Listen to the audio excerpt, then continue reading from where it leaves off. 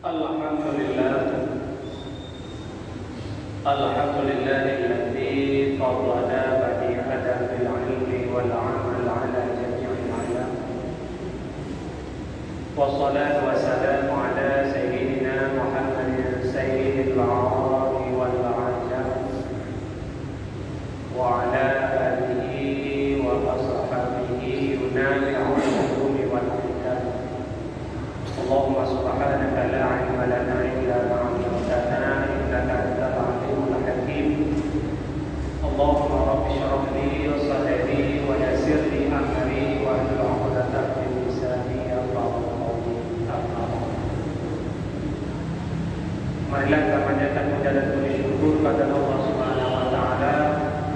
Senantiasa Allah memberikan kesempatan, kesehatan, hidayah, panjang umur kepada kita semua sehingga pada hari yang berbahagia ini dapat melaksanakan salat Jumat. Salawat dan salam adalah sama-sama tersajikan kepada baginda Rasulullah sallallahu alaihi wasallam yang terhormat, yang mulia Amin Masjid, Ketua PKM beserta anggota, Ibu Kusi, Ibu-ibu, guru-guru kami, hadirin sidang jamaah Jumat yang dimuliakan Allah Subhanahu wa taala. Allah berfirman di dalam Al-Qur'an,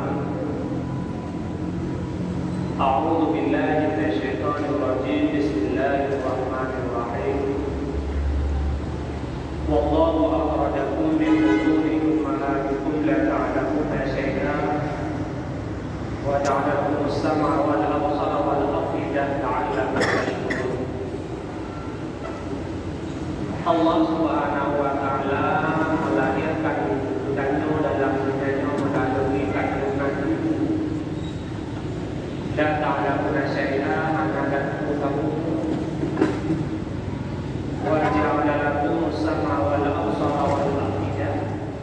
Kemudian Allah memberikan pendengaran, wal afidah dan pola pikir. La'allakum tashkurun, mudah-mudahan menjadi tindakan yang bersyukur terhadap nikmat Allah. Kita semua telah diberikan oleh Allah Ja'ala sam'a wal absara wal afidah. Ketiga kategori tersebut Allah telah memberikan kepada kita, sehingga kita berharap hasanah fid dunya wal hasanah fil akhirah. Selalu kita bacakan Rabbana atina fid dunya hasanah wa fil akhirati hasanah. Faktor ditakbiru dan ucapkan kalimat tersebut, kita mohon kepada Allah karena Allah telah memberikan akidah, pola pikir, telah tahu mana yang baik dan mana yang buruk. Namun Rasulullah sallallahu alaihi wasallam untuk menjadi orang yang sukses di dunia, hadis yang diriwayatkan oleh Tirmizi yang dituliskan di dalam kitab Majlisus Sahihah, hadis yang ke-18 kalau tidak salah, Rasulullah sallallahu alaihi wasallam bersabda, ada 3 hal insyaallah kita akan menjadi orang yang bahagia di dunia dan orang yang bahagia di akhirat. Yang pertama, Rasulullah bersabda, ittaqillah haitsuma kunta. Takwa olehmu di mana saja engkau berada. Bagaimana keadaan yang takwa itu tetap ada pada diri kita sebagai manusia yang beriman kepada Allah. Apa sebenarnya definisi daripada takwa? Kalau kita lihat di dalam kitab Taisir Akhlaq, imtisalu awamirillah wajtinabu nawahihi sirran wa alaniyah. Menjunjung tinggi segala segala perintah yang diperintahkan oleh Allah dan menjauhi segala larangan yang dilarang oleh Allah. Itulah yang namanya takwa. Di dalam kitab yang lain hadis Rasulullah, para sahabat bertanya kepada Rasulullah, "Ya Rasulullah, di mana sebenarnya takwa?" Rasulullah menjawab, "Takwa hauna bi isyarati fi sadr." Rasulullah menjawab dengan isyarat kepada dada, takwa itu berada di dalam hati. Takwa itu ada di dalam hati. Semua amalan yang kita lakukan di dunia tetap diawali dengan intisab. Pemahaman di dalam hati adalah sama dengan niat. Bina pun yang tak boleh kita jauh amalan yang akan menjadi amalan kebahagiaan kita jauh baik di dunia maupun di akhirat akan tercermin daripada ibadat yang kita lakukan di dunia dan akan menjadi pahala di akhirat adalah diawali dengan niat yang baik. Maka di dalam matan Al-Qur'an hadis yang pertama, innama a'malu binniyat. Hanya saja segala perbuatan itu adalah diawali dengan niat. Maka ibarat dengan innama. Innama itu adalah adat asal, bermakna terkhusus amalan yang kita lakukan itu adalah dengan amalan-amalan dengan niat-niat yang baik.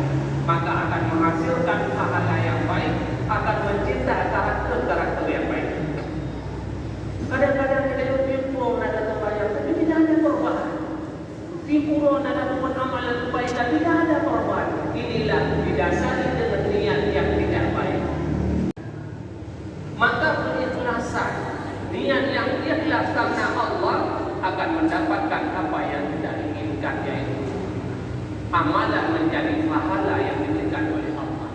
Hadirin sidang jamaah Jumat yang dimuliakan Allah Subhanahu wa taala. Yang pertama yang kita tanamkan dalam hidup kita akan menjadi ibadah yang bermanfaat. Maka Rasulullah sallallahu alaihi wasallam bersabda di dalam kitab Al-Ilmu Ta'allim kepada Rasulullah, "Kam min amalin yatasawwaru min a'malid dunya, summa yasiru min a'malil akhirah bi husnin niyyah, wa kam min amalin yatasawwaru min a'malil akhirah, summa yasiru min a'malid dunya bi su'in niyyah." Betapa banyak orang yang melakukan amalan kebaikan dunia, tetapi amal summa yasiru min a'malil akhirah, ternyata amalan tersebut menjadi amalan akhirat bi husnin niyyah, karena niatnya yang baik. Wa kam min amalin yatasawwaru min a'malil akhirah, dan tidak sedikit orang yang melakukan amal kebaikan akhirat summa yasiru min a'malid dunya, ternyata amalan itu menjadi amalan dunia bisu'in niyyah, karena niatnya yang tidak baik. Sama dengan niat itu sangat berpengaruh dengan amalan yang kita jemput adalah yang akan menjadi sia-sia. Sementara yang tak boleh kita hanya sebatas wajib, tertunai wajib, tetapi untuk mendapatkan pahala yang diharapkan oleh kita adalah tidak akan mendapatkan apalagi yang kita lakukan adalah. Maka yang utama yang diharapkan oleh Rasulullah kalau memang kita ingin sukses adalah ittaqillah haitsu ma kunta. Niat yang kita lakukan pekerjaan yang baik adalah selalu meniat karena Allah. Insya Allah akan mendapatkan keberkahan di dunia maupun di akhirat. Yang kedua, wattabi' sayyi'atan hasanatan tamhuha. Persoalan yang kedua yang harus kita lakukan di dalam dunia ini menurut Rasulullah, ikutilah perbuatan yang telah kita lakukan, perbuatan kejahatan, dengan kebaikan tamhuha, supaya terhapus daripada perbuatan keburukan tersebut. Betanya manusia yang berbahagia diciptakan oleh Allah bermacam rintangan dan halangan. Maka diberi Allah akidah, diberi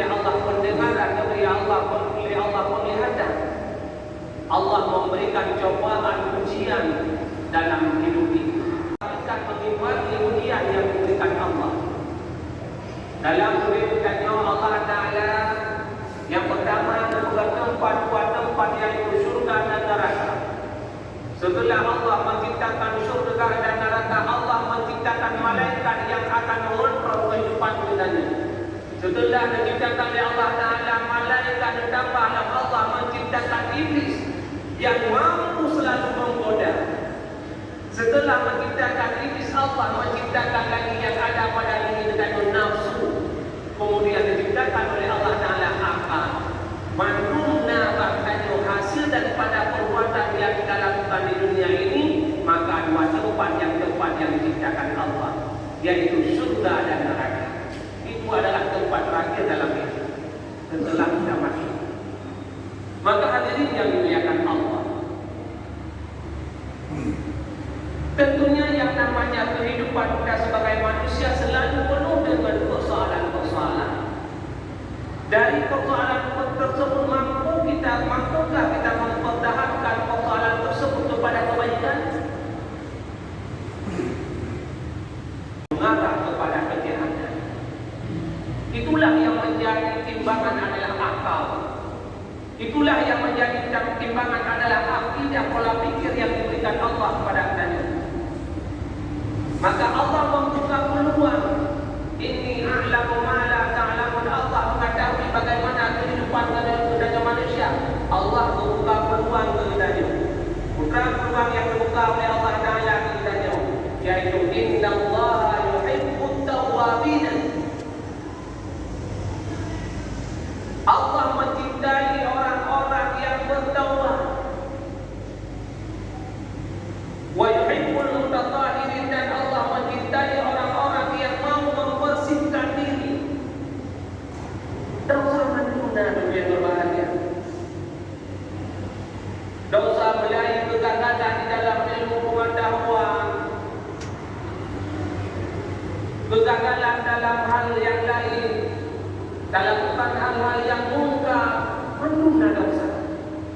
Tapi Allah memberikan akal, memberikan pikiran.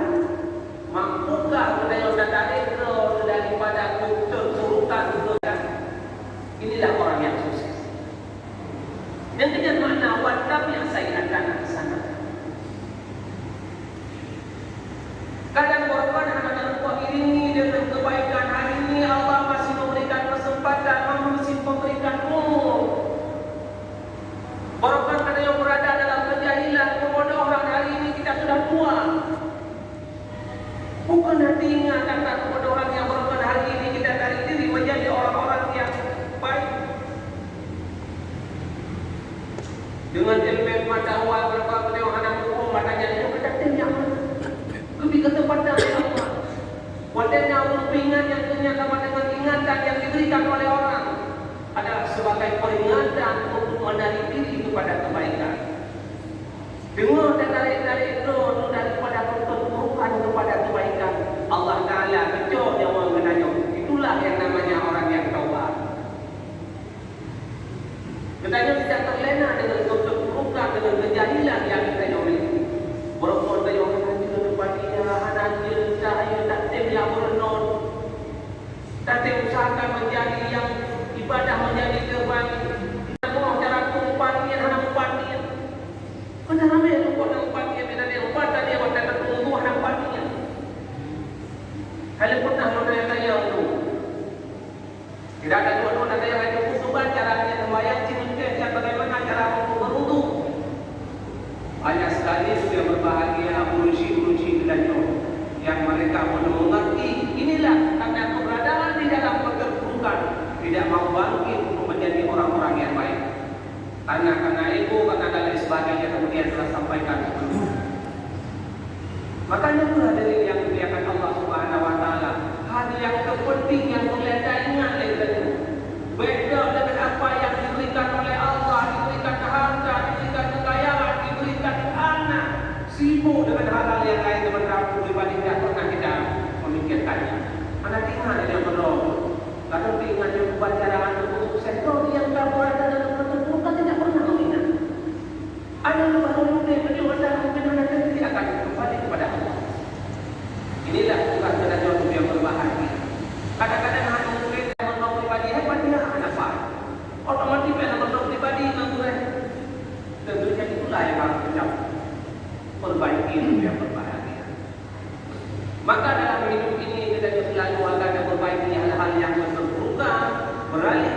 kebaikan, itulah orang-orang yang sukses. Keterbukaan itu hal yang biasa. Artinya bukan hanya boleh, tapi hal yang biasa. Tapi orang yang mampu menarik diri kepada kebaikan, inilah orang yang diharapkan oleh Allah dengan bunyi Innallaha yuhibbut tawwabin. Yang terakhir hadirin yang dimuliakan Allah, wa qala bin nas bi qulubil hasan. Golongan yang ketiga yang diharapkan oleh Rasulullah dalam hidup ini adalah wa qala bin nas bi qulubil hasan. Bergaulah dengan pergaulan yang baik. Baik secara vertikal, orang tua adalah merupakan hal yang harus kita lakukan birrul walidain, berbakti kepadanya. Begitu juga dengan secara horizontal, antara kita sebagai seorang orang tua kepada istri merupakan tanggung jawab yang itu harus kita bertanggungjawabkan. Kalau kadang-kadang kita lupa terhadap istri, merupakan tanggung jawab pulau yang ada dalam kawin. Kadang-kadang seolah-olah ada kewajiban istri dalam memberikan nafkah terhadap anak. Pada umumnya, pada dasarnya istri tidak wajib untuk memberikan nafkah kepada anak. Bahkan di hari akhirat nantinya, kalau kita lihat dalam kitab Yawati wal Jawab, diceritakan istri tidak pernah ada tanggung jawab terhadap anaknya sampai di hari kiamat. Siapa yang akan menjadi tanggung jawabnya adalah orang tuanya, yaitu ayah. Apabila tidak ada ayahnya, inilah beralih kepada walinya. Siapa yang menjadi wali? Apakah ada yang raya ataupun apa, ada yang lain sebagainya. Maka kadang-kadang ada yang hanya berpikir di saat meninggal saudara, hanya memikirkan harta berapa yang ditinggalkan, tapi tidak kita pikirkan apa yang harus kita tanggung jawabkan. Maka ada kadang-kadang guru-guru yang berbahagia, guru-guru hanya pernah dan tadi harta yang kadang-kadang hartanya hanya mohon, gogotnya kadang-kadang itu hartanya hanya mohon. Betul, itulah sebabnya lebih mementingkan kepentingan harta dengan tanggung jawab yang harus ditanggung jawabkan terhadap anak yatim yang ditinggalkan oleh saudaranya. Maka mudah-mudahan hadirin yang dimuliakan Allah, maka hubungan dengan keluarga kita perbaiki, begitu juga hubungan dengan antara suami dan istri kita juga akan memperbaiki.